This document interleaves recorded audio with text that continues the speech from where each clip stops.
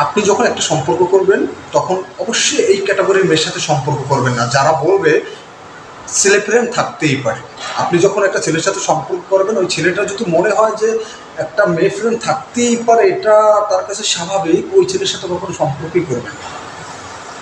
ঠিক আছে?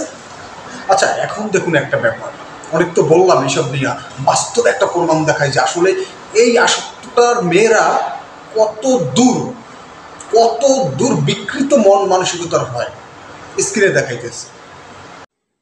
এই যে দেখুন, একটা মেয়ে পোস্ট করছে, বিয়ের আগে থেকেই আমার একজন ভালো ছেলে বন্ধু আছে, আমি এখন তার সাথে বিয়ের পর ঘুরতে যাই, লাস্ট ঘোরায় জামাই ভেজাল করতেছে। কারণ লাস্ট বন্ধুর গিফট দেওয়া শাড়ি পরে ঘুরতে বের হয়েছিলাম, যেটা পাতলা ছিল, পেট দেখা গিয়েছিল। এখন হাজবেন্ড বের হতে দিচ্ছে না, কিভাবে ম্যানেজ করা যায়? বিবাহিত কোনো আপু থাকলে একটু বলুন। হ্যাঁ, একটা মেয়ে, মানে কি কি বলবো, তার এইরকম একটা পোস্ট, সেখানে কমেন্টগুলো দেখেন।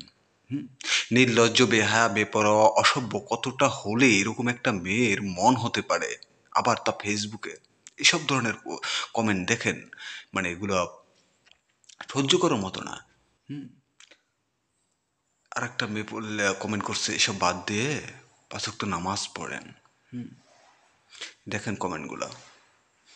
আরেকজনে করছে, হাজবেন্ডকে ডিভোর্স দিয়ে ঘুরতে চান, এছাড়া আর পথ নাই। একজনের বউ হয়ে আর একজনের দেহ দেখান,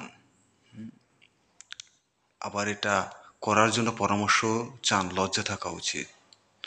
আরেকজন লেখছে, বোন পরকীয়া থেকে বিরত থাকেন, স্বামী আছে, এই কত কিছু, মানে এগুলো দেখার মতো না। স্বামী নিয়ে থাকেন, মানে একটা বোন বা কমেন্ট করছিল, পরকীয়া থেকে বিরত থাকতে স্বামী নিয়ে থাকেন, পর ওই মেয়ে রিপ্লাই দিয়েছে, পরকীয়া না, আমার ভালো বন্ধু। এবার বুঝতে পারছেন যে মেয়েরা আসলে এই বন্ধুদের কি মনে করে। সো আমি এর জন্য আপনাদেরকে বলবো, এই বন্ধু নামক মন মানসিকতা মানে কিঞ্চিত মন মানসিকতার মেয়ে থাকলে, মেয়ে মনে থাকবে, এই বন্ধু নামের পবিত্র জিনিসগুলো মনে করবে যারা, ঠিক আছে, ওই সব মেয়ে আর ছেলে থেকে মানে ওদের পাচা দিয়ে দেয় দেন ভাই। ওদের জীবনের আইখান না, প্রতিটা অধ্যায় অধ্যায় ধ্বংস হয়ে যাবে, প্রতিটা মুহূর্তে মুহূর্তে আপনার কান্না করা লাগবে। কারণ আপনার মতের সাথে তাদের মত কখনো মিলবে না। তারা হয়েছে এই দুনিয়ামুখী, তাদের চিন্তা ভাবনা এই দুনিয়ামুখী। তারা চুরি করতে গেলেও আল্লাহর নাম নেয় না, আর আপনি চুরি করতে গেলেও সব থেকে বেশি আল্লাহর নাম নেন, আপনি সেই মানুষটা। ঠিক আছে? তো যাই হোক, কমেন্টগুলো দেখেন,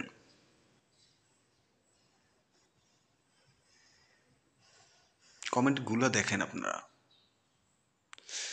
স্বামীকে বোঝার চেষ্টা করুন, একজন বড় ভাই হিসেবে আপনাকে কথাটুকু বলতেছি, মরার পর একমাত্র স্বামীকেই দরকার পড়বে, কখনো স্বামীকে আঘাত করবেন না। জানি না আমার এ কথা, চলে গেছে,